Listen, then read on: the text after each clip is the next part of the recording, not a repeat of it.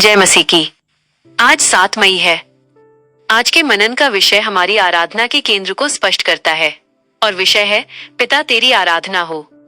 मुख्य पाठ यूहन्ना अध्याय 4 आयत 19 से 26। आज का वचन, मैं अपने भाइयों के सामने तेरे नाम का प्रचार करूंगा, सभा के बीच में तेरी प्रशंसा करूंगा। भजन संहिता अध्याय 22 आयत 22। मेरे प्रियो, आराधना सभाओं में हम अक्सर फिलिपियों अध्याय 2 के उन वचनों को दोहराते हैं कि यीशु के नाम पर हर एक घुटना टिके। ये निस्संदेह सत्य है, लेकिन हम अक्सर इसके अंतिम शब्दों को भूल जाते हैं। परमेश्वर पिता की महिमा के लिए हमारी संपूर्ण आराधना का अंतिम लक्ष्य पिता की महिमा है।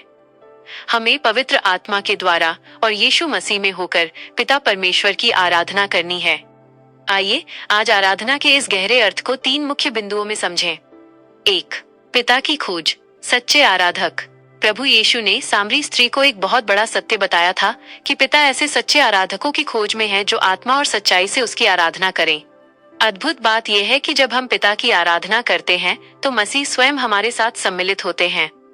वे हमारे बड़े भाई के रूप में सभा के बीच में पिता की प्रशंसा करते हैं। जैसा कि इब्रानियों अध्याय 2 में लिखा है, वे हमें पिता के सामने पेश करते हैं। 2. स्वर्ग की आराधना का स्वरूप।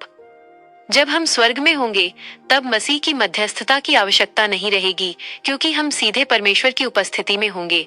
प्रकाशित वाक्य की पुस्तक हमें दिखाती है कि स्वर्ग में आराधना पिता और पुत्र मेमने दोनों को संबोधित की जाती है।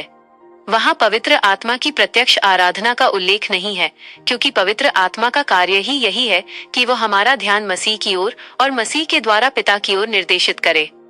3. त्रिएक परमेश्वर और महिमा का क्रम। पिता, पुत्र और पवित्र आत्मा तीनों एक होकर भी अलग अलग व्यक्तित्व हैं। पवित्र आत्मा मसीह की महिमा करता है और मसीह पिता की महिमा करते हैं। यदि हम इस क्रम को समझ लें तो हमारी आराधना में एक नई क्रांति आ जाएगी।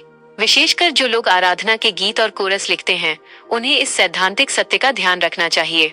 केवल धुन के आधार पर गीत प्रसिद्ध नहीं होने चाहिए, बल्कि उनमें बाइबल के गहरे सिद्धांत होने चाहिए, ताकि विश्वासियों की समझ में कोई आत्मिक क्षति न हो।